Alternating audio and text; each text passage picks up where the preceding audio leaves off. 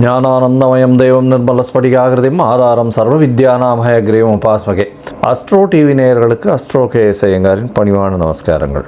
வார பலன் 19/8/2024 25/8/2024 வரை உண்டான வாரத்திற்கு என்னென்ன பலன் மேஷம் முதல் மீனம் வரை அப்படின்றத பார்க்கலாம்.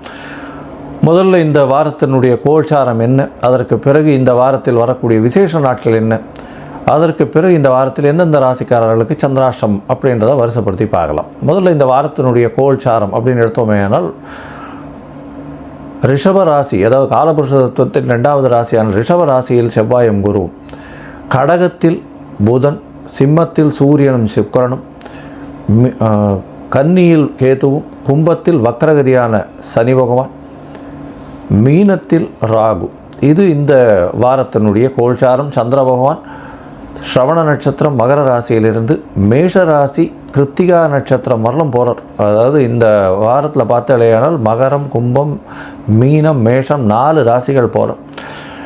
இந்த வாரத்தில் வரக்கூடிய விசேஷ நாட்கள்னு பார்த்தாலேயானால் 19ஆம் தேதி அன்னைக்கு ரிக்வேதம் யஜுர்வேதத்தினுடைய உபாகரமானு போட்டிருக்கோம். வேதத்தினுடைய அத்தியனம் செய்யக்கூடிய முதல் நாளாக சொல்லக்கூடியது பூனல் மாத்திப்பா, ரொம்ப பெரிய விசேஷமான நாள், வேதத்தின் ஆரம்ப நாள்னு சொல்லக்கூடியது இந்த உபாகர்மா. 20ஆம் தேதி அன்னைக்கு காயத்ரி ஜபம் எல்லா வேதத்துக்காரர்களுக்கும், அதாவது ரிக் யஜுர் சாம வேதக்காரர்கள் எல்லாருக்குமே அன்றைக்கி காயத்ரி ஜபம் 1008 காயத்ரி ஜபம் பண்ணுறதும், தலையாவணி ஆவட்டம் பண்ணக்கூடிய குழந்தைகள்லாம் இந்த இதுவெல்லாம் பண்ணி அதை ஹோமகுண்டம் வளர்த்து அதெல்லாம் பண்ணி பண்ணுறது பெரிய விசேஷம். இந்த வாரத்தில் பார்த்தாலேயானால் 22ஆம் தேதி அன்னைக்கு தேய்பிரை சதுர்த்தின்றதெல்லாம் மகா சங்கரஹர சதுர்த்தி வருது. அதை தவிர பார்த்தோம்னா இன்றைக்கி வாஸ்து நாள் வேறு. மத்தியானம் 2:31 4:01 வரலும் வாஸ்து புருஷன் கண் விழிக்கும் நாள். இந்த வாஸ்து புருஷன் அப்படின்றவர் ஒரு வருஷத்துக்கே பார்த்தோம்னா 8 நாள் தான் கண்ணு முழிப்பார். அந்த காலகட்டத்தில் எந்தவித தோஷமும் கிடையாது, நிர்தோஷமற்ற நாள் அப்படின்னு சொல்லக்கூடியது. திதி வாரம் சூன்யம் எந்த ஒரு இதுக்கும் கட்டுப்படாது. அதாவது ராகுகாலம் யமகண்டம் அந்த ஒரு விஷயங்கள் எதுவுமே வராது. நட்சத்திரம் எந்த ஒரு தியாஜ்யம் அதெல்லாம் எதுவுமே வராது. அதனால் அந்த காலகட்டத்தில் எந்த ஒரு கிரக பிரவேசமோ இல்லைன்னா மனை அடிகோல் படுறதோ இது ஒரு பெரிய ஏற்றத்தை கொடுக்கும். அதுலேயும் 2:31 4:01 அப்படின்னும்போது அதை 5ஆக பிரித்து 18 நிமிஷமாக பிரிச்சிருப்பாள். வாஸ்து புருஷன் கண் விழித்து, அதாவது அவர் காலை கடன்கள் முடிக்கும் நேரம் ஒரு 18 நிமிஷம், அதற்கு பிறகு குளிக்கக்கூடிய நேரம் 18 நிமிஷம், அதற்கு பிறகு சாமி பூஜை செய்யக்கூடியது ஒரு 18 நிமிஷம், அதற்கு பிறகு அவர் போஜனம் செய்கிறதும் 18 நிமிஷம், அதற்கு பிறகு தாம்பூலம் தரித்தல் 18 நிமிஷம் அப்படின்னு 18 5 வகையாக பிரிச்சிருப்பாள். இதில் தாம்பூலம் தரிக்கும் நேரமும் போஜனம் செய்யும் நேரமும் அதீத உகந்தது அப்படின்னு சொல்லக்கூடியது. அதாவது 4:01 - 36 நிமிஷம் அப்படின்னு பார்த்தாலேனால் கிட்டத்தட்ட 3:25 ஒரு 36 நிமிஷத்துக்கு ஒரு மிகவும் ஏற்றமான காலம் மத்தியானம். இந்த காலகட்டத்தில் ராகு காலம் இருந்தாலும் சரி, யமகண்டம் இருந்தாலும் சரி, குளிகை இருந்தாலும் சரி, எந்த ஒரு விஷயம், அதாவது நட்சத்திரம் சரி வரல அப்படின்னாலும், அஷ்டமி நவமியாக இருந்தாலும் சரி, எந்த ஒரு விஷயத்திற்கும் அது கட்டுப்படாது. அதில் வாஸ்து புருஷன் கண் விழிக்கும் நாள் மிகவும் ஏற்றமான காலகட்டம் அப்படின்னு சொல்லக்கூடியது. இது 22ஆம் தேதி அன்னைக்கு மத்தியானம் ஒரு 2:30 2:31 4:01 வரலும் இருக்குது. அடுத்தது பார்த்தாலேயானால் இந்த வாரத்தில் 25ஆம் தேதி அப்படின்னு பார்க்கும்பொழுது சஷ்டி திதி வருது. சஷ்டி விரதம் இருக்கக்கூடிய காலகட்டம். அதாவது முருகனுக்கு வேண்டிக் கொண்டு சஷ்டியில் விரதம் இருந்தால் அகப்பையில் வரும் அப்படின்னு குழந்தை பிராப்தி ஏற்படக்கூடிய பாக்கியம் நிச்சயமாக கிடைக்கும் அப்படின்றது. இது தேய்பிரை சஷ்டி. இந்த காலகட்டத்தில் தேய்பிரை சஷ்டியில் எதிரிகளை வீழ்த்துவதற்காக விரதம் இருப்பார்கள், கஷ்டங்கள் போவதற்காக விரதம் இருப்பார்கள். அதை தவிர பண முடை இருப்பதற்கு, அதற்கு போவதற்கு அந்த கஷ்டங்கள், பண கஷ்டம், மன கஷ்டம் இது ரெண்டும் போகிறதுக்கு உண்டானதுக்கு பண்ணக்கூடியது. ஒரு வருட காலம் பண்ணக்கூடியது. அதனால் இதன் மூலியமாக பெரிய வெற்றி கிடைக்கக்கூடிய காலகட்டம். கஷ்டத்தை விட்டு வெளியில் வரக்கூடிய வாய்ப்புகள் நிச்சயமாக உண்டு. இந்த வாரத்தில் வரக்கூடிய சந்திராஷ்டம ராசிகள்னு பார்த்தாலேயானால் மிதுனம், கடகம், சிம்மம், கன்னி இந்த 4 ராசிக்காரர்களுக்கும் சந்திராஷ்டம காலங்கள் அப்படின்னு சொல்கிறோம். இந்த சந்திராஷ்டம காலகட்டத்தில் உங்களுக்கு, அதாவது சந்திர பகவான் மதிகாரகன் 8ஆம் இடத்தில் மறையக்கூடிய காலகட்டம். 8ஆம் இடத்தில் சந்திர பகவான் உங்களுடைய பிறந்த ராசிக்கு இருக்கும்போது சந்திராஷ்டமம். அதனால் மதிகாரகன் மறைந்திருக்கக்கூடிய காலகட்டத்தில் சந்திராஷ்டமம்னு சொல்லக்கூடியது. சந்திராஷ்டமத்தின் காலகட்டத்தில் பார்த்தலையானால் உங்களுடைய அதாவது முடிவுகள் தவறாக போகக்கூடிய வாய்ப்புகள் உண்டு. புதிய முயற்சி வேண்டாம், வெளியூர் வெளிநாளில் பிரயாணம் வேண்டாம்னு சொல்கிறோம். ஏன்னா அதாவது புத்திகாரகன், அதாவது மனக்காரகன், அவரே மனக்லேசமடையக்கூடிய காலகட்டமாக அமையும். அதனால் சந்திராஷ்டம காலகட்டங்களை தவிர்க்கிறது ரொம்பவும் நல்லது என்ற ஒரு முடிவு எடுக்கிறதுக்கும் அப்படின்னு சொல்கிறோம். ஒருவேளை எடுக்க வேண்டிய கட்டாயம் இருந்ததுன்னா சந்திர பகவானுக்கு உண்டான எளிய பரிகாரம்னு சொல்லக்கூடிய அல்லி மலர் அருகில் இருக்கக்கூடிய சிவன் கோவிலில் கொண்டு போய் கொடுத்துட்டு அவங்க காரியத்தை பண்ணுங்கோ. அது சந்திராஷ்டமத்தின் தாக்கத்தை குறைக்கும். சரி, இந்த வாரம் ஒரு ராசியாக மேஷம் முதல் மீனம் வரை 19/8/2024 25/8/2024 வரை உண்டான பலன்களை பார்ப்போம். அதற்கு முன்னாடி என்னுடைய மொபைல் நம்பர் கீழே ஸ்க்ராலிங்கில் போயிட்டு இருக்கும். உங்களுக்கு அஸ்ட்ராலாஜிக்கல் கன்சல்ட் தேவைப்பட்டதுன்னா எனக்கு ஃபோன் பண்ணுங்க, நான் அப்பாயின்மெண்ட் தரேன்.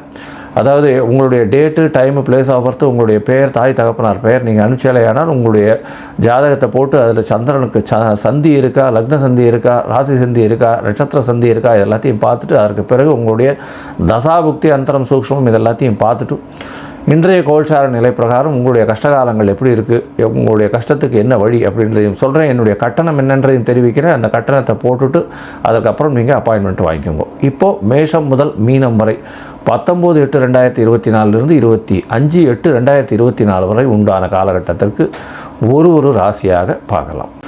விருச்சிகம், விசாகம், மனுஷம், கேட்டை இந்த 3 நட்சத்திரம் 9 பாதங்களை கொண்ட ராசியின் அதிபதி செவ்வாய் பகவான் ராசிக்கு 7ஆம் இடத்துல இருக்கிறது விசேஷம். திருமணத்திற்கு பார்த்து கொண்டிருக்கக்கூடிய விருச்சிக ராசிக்காரர்களுக்கு கண்டிப்பாக திருமண பாக்கியம் ஏற்படக்கூடிய வாய்ப்புகள் நிச்சயமாக உண்டு. சமசப்தமத்தில் குரு பகவான் உங்களுடைய ராசியில் பார்க்கறது நல்ல ஒரு ஏற்றத்தை கொடுக்கும். பார்ட்னர்ஷிப் தொழிலில் பெரிய ஏற்றம் கிடைக்கக்கூடிய காலகட்டம். அதாவது நண்பர்கள் விஷயத்தில் நல்ல ஒரு ஏற்றம் கிடைக்கக்கூடிய, நண்பர்கள் மூலியமாக நல்ல ஒரு ஏற்றம் கிடைக்கக்கூடிய காலகட்டமாக இந்த வாரம் அமைய போகிறது.